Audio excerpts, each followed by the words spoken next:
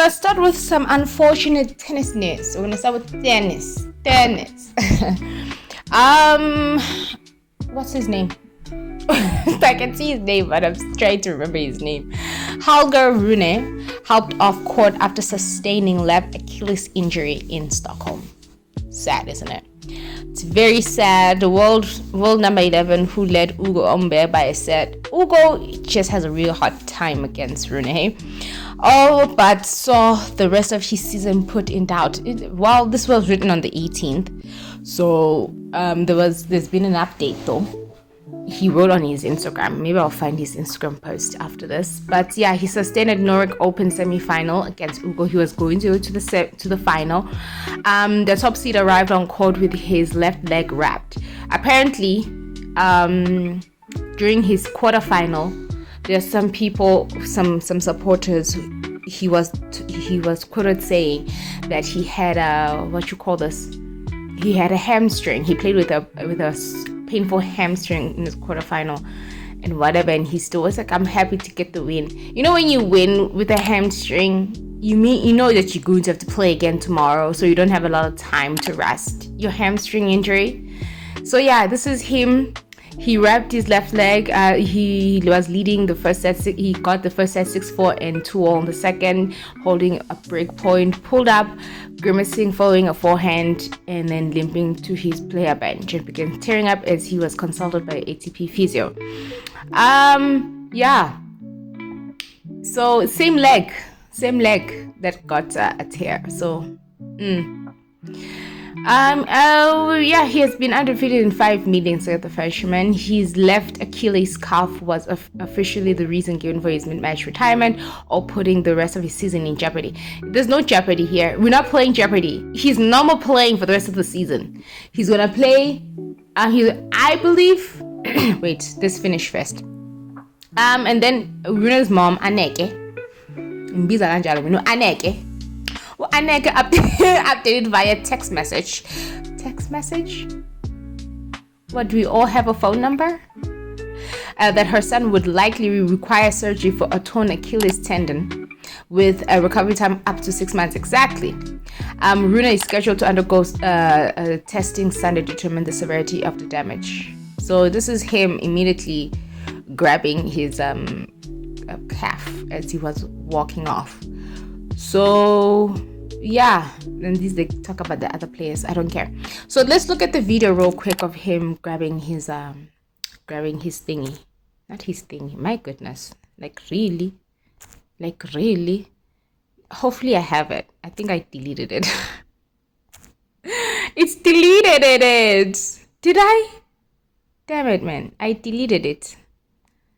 If I find it, I'll post it again. That means I deleted it. It's in the other one.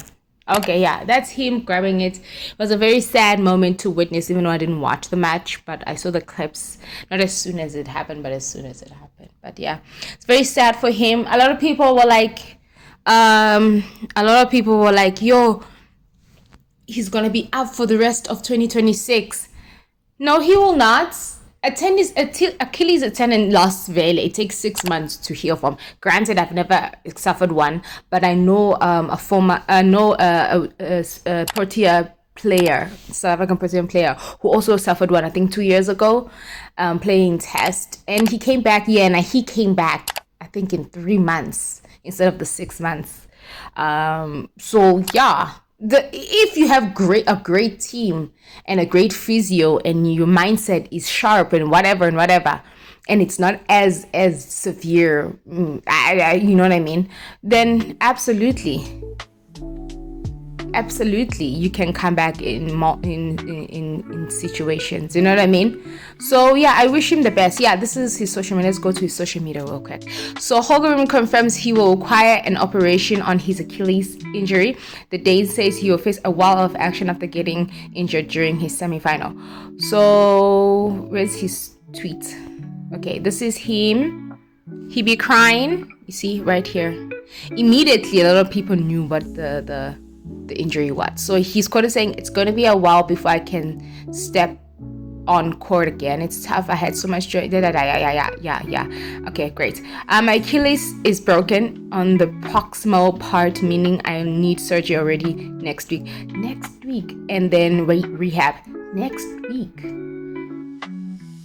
Why don't you? Okay, anyway, so yeah, see you soon as possible. So yeah, he broke it, so he'll be going to surgery. Wish him all the best, child, all the best to ya. And then let's go to some fortunate news, I guess. I don't know. Medvedev won his title after 882 days. Good, congrats to him. He won over Mutet in 3 sets, 7-5, 4-6, 6-3. Children and parent and wife was there. My first time I met a tournament with my 2 daughters together. It's really nice. He said, whatever. So yeah, congrats to him. Wonderful. Alrighty, and now we're moving on from that. Now we go to Jasmine Paolini. Jasmine Paolini, real quick, she has qualified for the WTA finals. So she's qualified for both doubles and what you call this, and the doubles. She plays a lot of tennis, Paolini, hey? And she has not once said, "You, I'm injured." Lucky her. And she's freaking 28, 29 years old. Yeah. She plays a lot of tennis. Anyway, Paolini becomes the 7th player to qualify for the finals. Now comes down to Mira and Rybakina. So Rybakina won Maubane, so I don't know if that automatically puts her into the finals, or that she needs to play, because she's playing again in Japan in this tournament that's starting. So yeah, I guess. Yeah, so yeah, Elena won the championships versus Alexandrova yesterday. I keep saying yeah. So yeah, that's it. That's all I'm gonna say about those things. Draper did come out and say, hey, we need adjustment to the schedule because of the injury sustained by Rune. I mean, like I'm gonna be honest with you people. I feel like sports in general will require you to get some type of injury down the line, with or without the schedule, right? I think it's how you as a player and your management and your team and your sponsors look to schedule you and your body. I don't think it was a good idea for Mr. Rune to play with painful, and he did say painful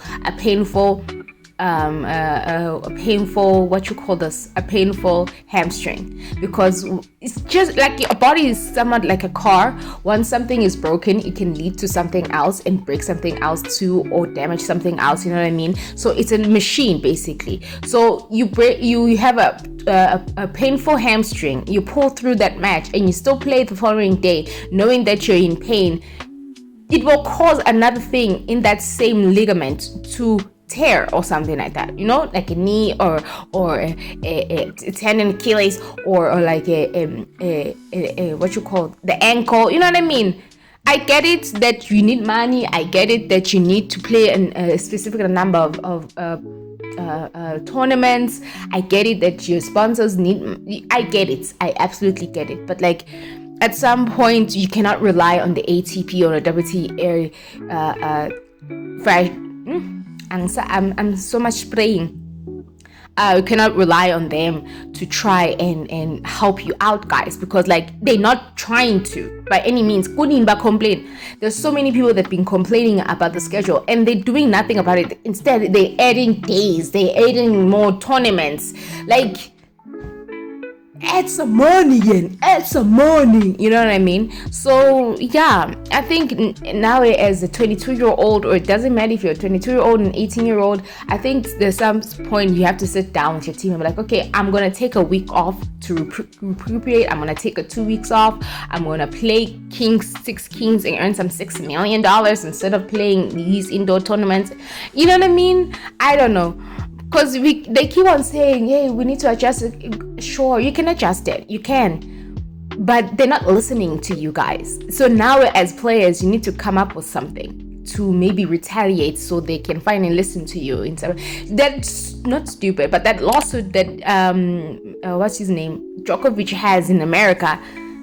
Okay, what's going on with that one? 1 minute he's like, hey, not a lot of players are together in this. 1 minute says, oh, a lot of players behind the scenes are complaining. Huh?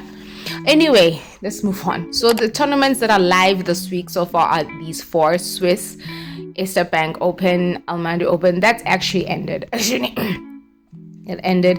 And then I think, Katie she lost. Wow. Okay.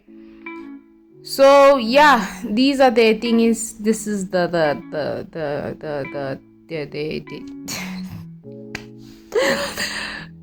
the tournament that I'm looking after. And then I think Yannick's playing in Vienna. I think it starts today as well, ne?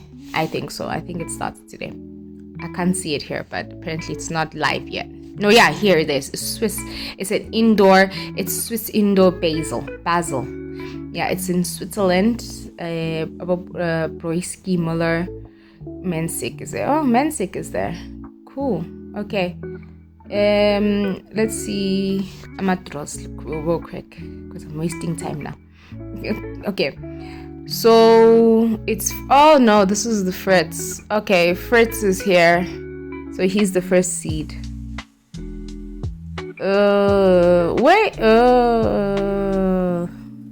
I don't know.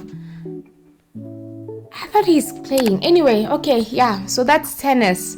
Oh yeah, and then the remaining people to shut down their seasons early includes Tiafo. He also parted ways with 2 of his coaches, Jordi and David, following his loss. He's on a 5-match losing streak. Yeah, losing streak. Yes, losing streak. That's what I said. He didn't specify why, but he said it wasn't the season I hoped for, but lots of lessons learned on and off court, and to give a hug to my team. I don't know. I've been with this guy for several years. We shared some incredible ones that I'll remember forever. He's quitting his season ever because of his losing streak. That's all. Okay. And these are the other players that decided to stop. Emma Rodogano, it's not necessarily physical. It's something else. Yeah. So those are the people. Yeah. And then he posted these. Great. Okay. Tiafo is setting it off for now, and Naomi has a left leg injury. I don't know how serious that is. Okay, that's enough. Okay, now we go to some news. That Sinner dominates Alcaraz in lucrative 6 Kings slam. Adrian, I didn't get to see it. I saw some shots on TikTok. Oh, the Morales and drop shot. He's doing the most trying to improve his game, and he's doing fabulously. Talk about Yannick Sinner. Okay. So, yeah, 6-2, 6-4 in the victory. So, he gets $6 million, which is 4.8 years, including 4.5 and 3.4 in prize money, in addition to 1.5 in a participation fee. Can he just buy me like some sweets? While the pair split. Okay, enough of that. Just too good on Saturday. Hey, whenever we beat each other, he was just too good today. So yeah, I wish I could play like this everywhere. On court. That's funny. This season we played many times. You played many times, eh? And also I lost many times to Carlos. It is a huge pleasure and honor to share the court with him. Okay, at the same time, we want to get better as a player and need rivals in the sport, so it's nice to have a great rival and, more importantly, a great friendship off the court. We have a very special friendship, and it's very nice. That's very nice. Hey, that's very nice. Hey, we don't care for the threats and the stuff. And then Alcaraz is said, when Yannick is playing at this level, it is always difficult. Today he was just too good. Absolutely. even though I didn't see it. And then he says, I always say when he plays such great tennis, gives me motivation to go back, practice court, give my 100%, and try to be better. Sometimes he is annoying, but he gives me don't annoy people. And then on the French, and he said a few times I wrote to him just to see how he's going, or to congratulate him. We have a special relationship off court, which is great. People think when two are competing, great as giving their best on court, they cannot have. Who said that? Those people are idiots. If people think that, then they are idiots. They are idiots. Anyway, Sina won, defeated Mr. Akaras in 6 mil. Alright, he's playing this week. He doesn't say, so that means his tournament hasn't started, but he's playing this week. So excited. Alright, that's the end of tennis. It took like 14 minutes to talk about. 15. Okay, and now we're gonna go to this whole problem with Feinberg. But before we go to the Feinberg and Ngomezulu situation, like I said last week, was like I want to see and like understand this tournament. So this is what this tournament is about, the Rugby Championship and what's going on. He talks so long, this man, but this is, should I really talk about, this is the schedule. What's going on with the Rugby Championship and what is coming next? I did all the reading, so you don't have to. Sanzar's announcement of their 5-year and it still doesn't give me the why. Plan for the competition is good news. After one of the best rugby championships in living memory this season, the competition is safe for now. Aside from next season, where we will see the first of the rugby's greatest rivalry tours between New Zealand and South Africa, the Rugby Championship will exist in its current format, even in 2027 ahead of the World Cup. We'll get into the detail here, ask who it benefits the most, and discuss where things could go next. So in 2026, as always, the Six Nations will be at the start of the year in February and March. Then, the first block of the new Nations Championship matches will be played in July. A quick refresher on the Nations Championship. It'll take place every other year in the July and November test windows. Details are still being hammered out, but it will involve the Then why announce it? So that means the Southern Hemisphere will play the Northern Hemisphere, and then Fiji and Japan apparently, and will happen every 2 years. And during that time, New Zealand tour, South Africa and New Zealand tour each other. Six Nations teams, the Rugby Championship teams, and probably Japan and Fiji. They'll be split into 2 conferences, Europe and the rest of the world, and each of the European teams will play each of the rest of the world. Europe and the rest of the world, sure. Like, this is the rest of the world. This is the Southern Hemisphere, Fiji and Japan. Teams. Then there'll be a finals weekend where the top ranked team in each conference plays against each other, then second place second, third place third, and so on. Then New Zealand will tour South Africa in the first of the greatest rivalry tours. They play the South African URC sides, plus 3 tests against the Springboks in South Africa. Why so much rugby for this team? Why so much rugby for this team? My good, look at this. Look, eight matches from 7 August to 12 October. Yo, almost a month of rugby. And an additional test to be played abroad. Fingers crossed for Twickenham. It's suspected that at the same time, there'll be a tour between Argentina and Australia, and that the Bledisloe Cup will continue to happen, and there'll be 2 matches played in October. Then, the remaining Nations Championship games will be played in the November window. Still with me? Then in 2027, the schedule needs to be different to accommodate the World Cup. 6 Nations in February, as always. But something new as a result of this agreement is that there will be a full Rugby Championship, rather than the reduced version that we saw before the World Cup in 23, 2019 and 2015. So New Zealand, South Africa, Australia and Argentina will play each other twice before the tournament. The World Cup, incidentally, will start slightly later than normal to avoid any clashes with the NRL and the AFL in Australia. It has been pointed out that the Rugby Championship teams will be sharp and they will be battle-hardened as a result of this going into the World Cup. It was already felt by the Six Nations countries that the timing of the Rugby Championship was always an advantage for the teams who play in it, and this will... How so? Because they've played more rugby than those teams.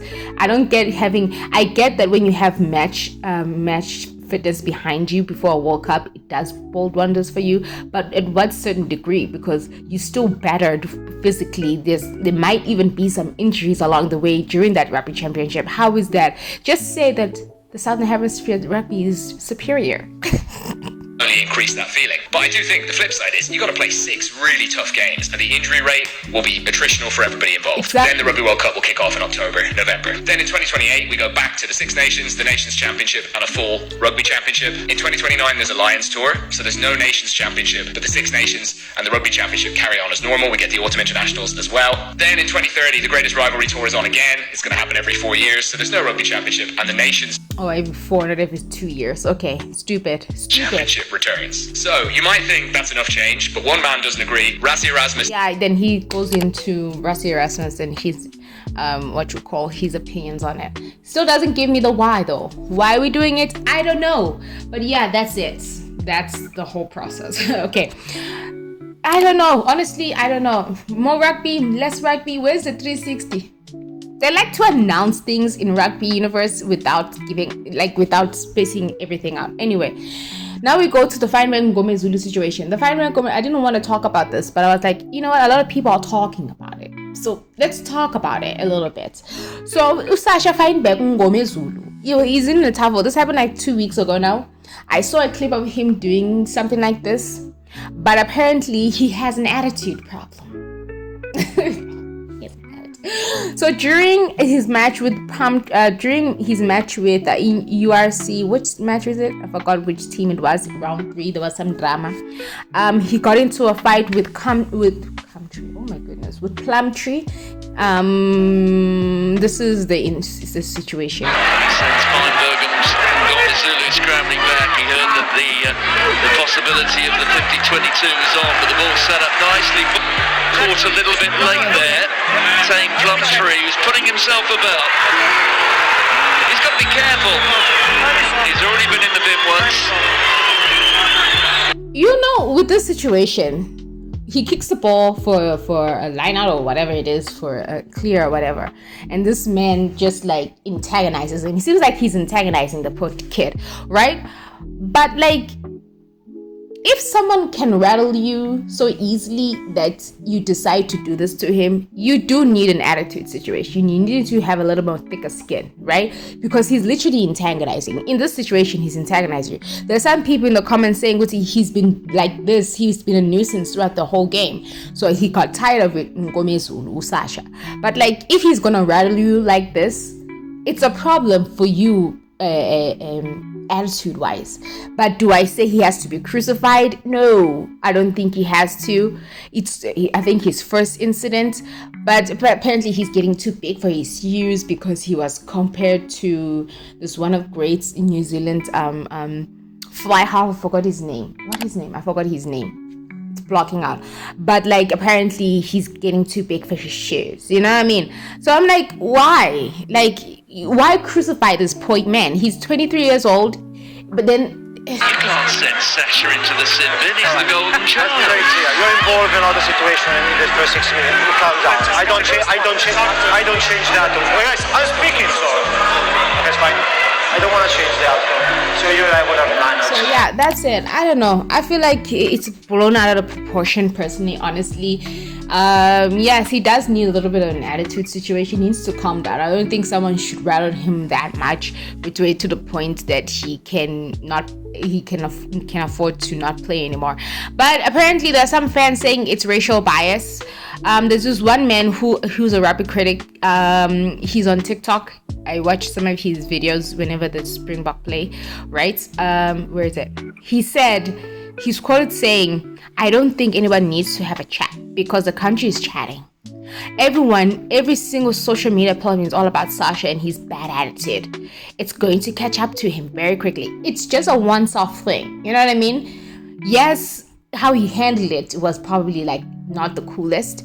Maybe he was being antagonized by this man throughout the match and he decided to do it one more time and that triggered his response.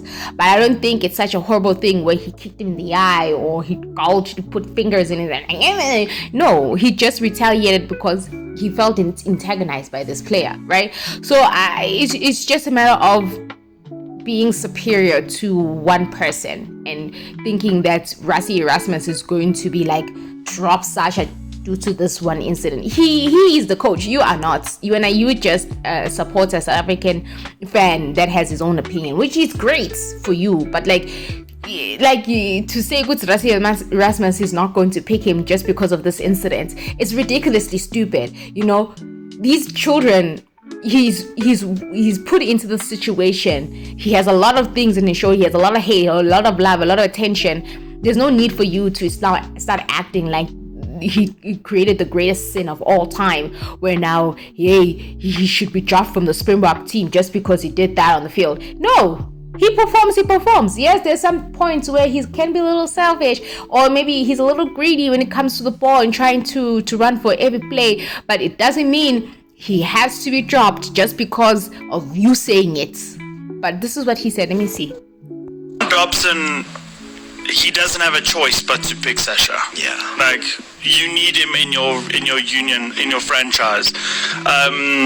And all Rassi has to do, he doesn't even have to have a conversation with him. He just doesn't have to pick him. Oof. And why would that need to happen? Because they can just talk to Sasha. I mean, like, Sasha, you have a lot of eyes on you nowadays. You have to control your temper. So this is what he said, right? I'm just going to play that part. And then there are some people, then there are some comments online that say he's just surprised that Rassi has not started Andre Pollard. Yeah, this was this man from last week. It's from the other time. Anyway, there are some people online saying this is particularly over him losing his temper did not bode well with many rugby fans. Argued racial undertones. It says convert racism hides behind respectability. When a young POC inserts himself through confidence, emotion, and dominance, it's framed as defiance and not excellence. His autonomy is deserted. His passion pathologized. It's not his aggression they fear, it's the freedom. This is too much poetry. And then Spoo says Eben was like this, and he all said he was an enforcer. Sasha, the country is chatting. Okay, and then this man says he said on a TikTok video he may not even be intense racism where certain white players do something that may be deemed controversial. It's passion, but they don't offer the same protection when it comes to players that are black and colored. So this is what he said real quick. Sasha Feinberg Mgomezu. I personally don't like this man. It seems there are more and more haters coming up now than there were before, calling out Sasha for having a bad attitude, for being vingat, and even going as crazily as stating that Rassi Erasmus should not pick him for the end of year. He didn't say he shouldn't pick him. He said he can choose not to pick him because of his attitude or because what he did the one time. Then he should chill. They are rugby supporters. I'm not going to do the rest. But yeah, they are rugby. So that's what I wanted to say, because I was like, maybe should I touch the story? Maybe should I not? But now I'm touching it. It's not that serious. When I watched the video, it's not that serious. I think people lose their temper. Mampimpi lost his temper during the World Cup. I don't know the significance behind that, because he's usually a quiet person. There's a lot of players, but he has lately lost his temper, Mampimpi.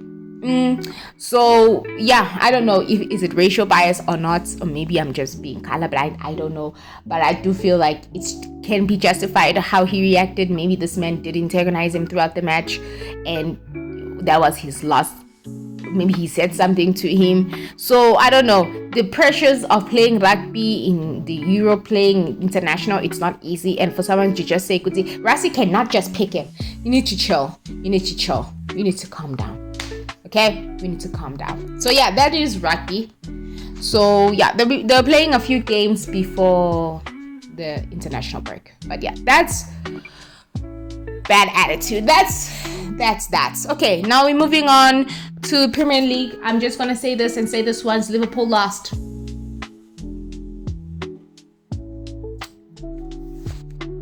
Is it easy? No. Do I like it? No, I don't. Do I do it? Yeah, I do. So Liverpool lost 2-1 Malbani against Man United. What idiocy. So how Inman outwitted slot statement to win since 2016. This website of theirs. So Chelsea won, and then Man City won. Holland, the second half, he lost like 3 to 4 chances he could have had a hat trick, Arsenal won. Yeah, disgrace. So Arsenal top of the league table, and then Man United, and then Liverpool. Yeah, that's it. That's all I'm gonna say. And then yesterday in the South African marathon news, Cape Town Marathon was cancelled for high winds. Apparently, they told the runners 2 hours before the race was supposed to start. They said they monitored the winds overnight, and they said that it was too much of a concern that they canceled the race. I think they were going to become an elite Abbott World Marathon Majors race with this race, but unfortunately that didn't happen because they cancelled it due to strong Cape Town winds. And then they said that one of the organizers came on video and said no, because when we assessed the place during before this race started, we saw things destroyed by the winds and stuff. So they cancelled it. Some supporters were not happy, and then they cancelled it. We don't know when it's gonna come back, but yeah, it's a 10k 6-mile street race. Several trails run linked to the event ahead on Saturday was cancelled early on Sunday morning after structures at the start and the finish lines were blown over by force winds, leaving a record field of 24,000 disappointed. The Cape Town Marathon is devastated at the cancellation of a very special event. So yeah, it was cancelled. But at least South Africans, they did this.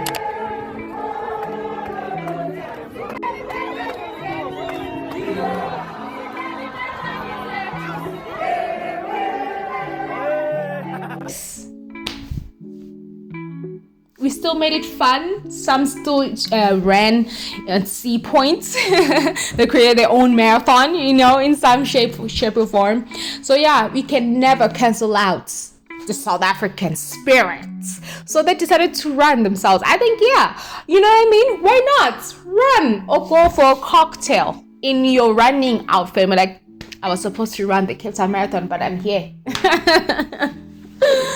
Anyways, that is news. This is a very long video because of it was a very long video. I had a lot of chatterboxing, and I don't like long videos. But anyway, there you are. Thank you so much for watching this video, and I'll catch you next week. Friday.